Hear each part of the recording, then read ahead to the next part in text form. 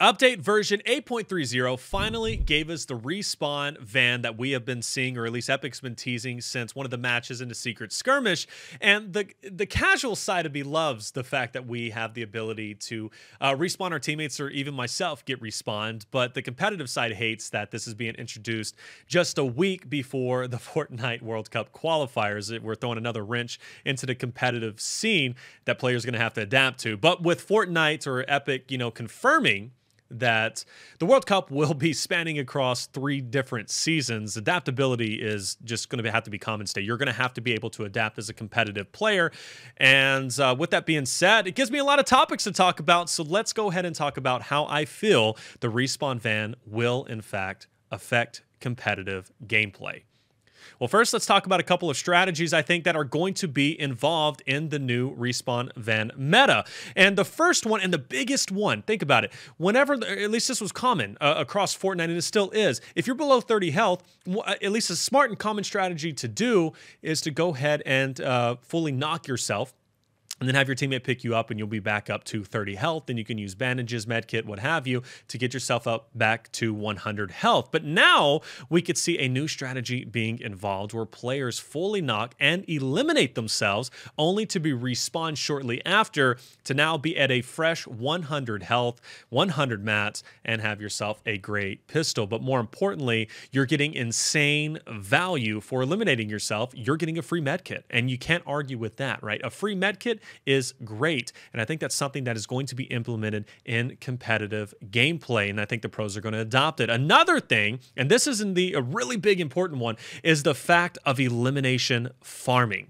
Now, if you're not familiar with what elimination farming is, let me go ahead and spell it out to you. Let's say you're in a duo match and you're facing off against another squad, and you eliminate one of the duo, and it leaves one person standing. You get the one elimination for eliminating that duo, and that goes to your points, right? And that gives you a point in competitive mode, or it just gives you an elimination in general.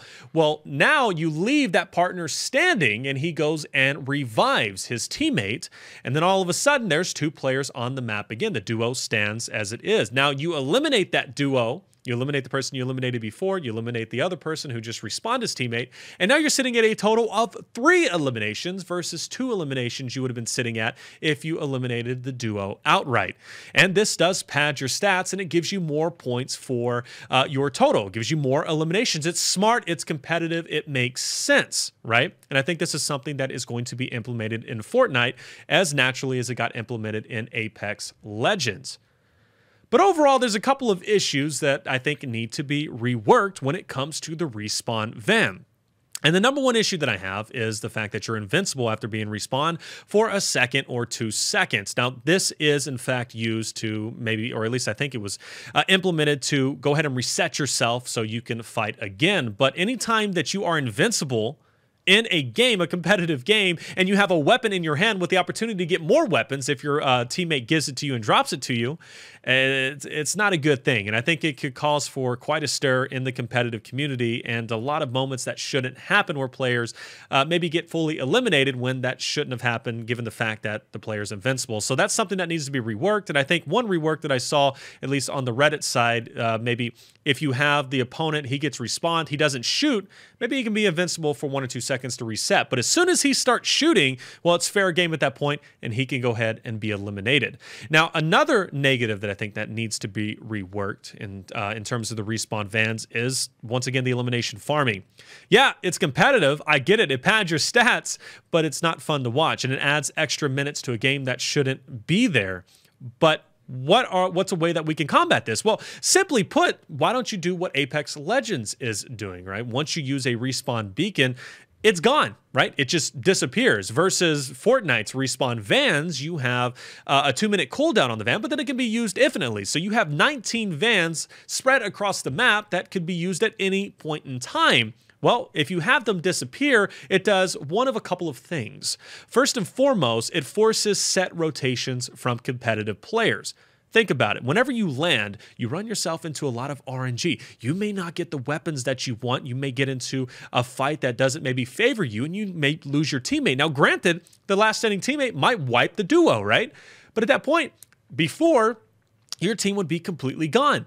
But if you set yourself up to land next to a respawn van off your initial landing, now you'll get your teammate back. You'll still get kitted up just the same as you would have before, and you'll get your mats, and you'll be able to continue through mid-game and then hopefully in-game if you're lucky enough. And another thing, too, we could see is rotations being set from these competitive players over into the middle game. Instead of just rotating through based on certain mats or certain locations to avoid fights or get into fights, depending on how you want to play, now you can rotate through to go to these respawn vans. And by doing so, you'll know that at each location, hey, if I lose my teammate, it's okay. I'll be able to respawn them potentially and get back into the fight. So I think it could have a huge impact at that spot. But if they were to, in fact, just go ahead and just remove the ability, or at least once it's used, a respawn van is used, and they get rid of that, hey, I think it's going to be a much more competitive aspect to the game. But another thing, too, that these respawn vans is kind of, at least I think it's going to make it a huge impact, is I think it's going to speed up gameplay. I think it's going to make players a little bit more aggressive. Now, when you look at Apex, you see a lot of players will push fights maybe they shouldn't be pushing, and they push them simply for the fact that they know, hey, if I go down, it's no big deal. I'll get respawned. And I think the same mentality is going to be in effect for competitive gameplay in Fortnite. Players, instead of just playing the single life that they had, now they know, hey, I can push fights that I maybe wouldn't have pushed before. If I get fully eliminated, no big deal. My partner has the ability to come and save me, and I think this could speed up gameplay overall. And it also could make in-games a little bit more chaotic. We already have 40, 50 player in-games as it is, right? Well, with respawning available, we could see more players being in the in-game simply because they're getting respawned throughout the game. It's definitely going to be chaotic. But overall, I think the respawn vans is in fact going to affect competitive gameplay, specifically in the beginning, whenever it comes to players, wanting to maybe establish the landing spots. And I also think that it's going to affect middle game in terms of rotations, much like the Rifts did whenever they were introduced. But overall, a lot is to be seen, but I do feel the respawn vans will in fact affect competitive Fortnite, and I'm curious to see how the meta is going to evolve.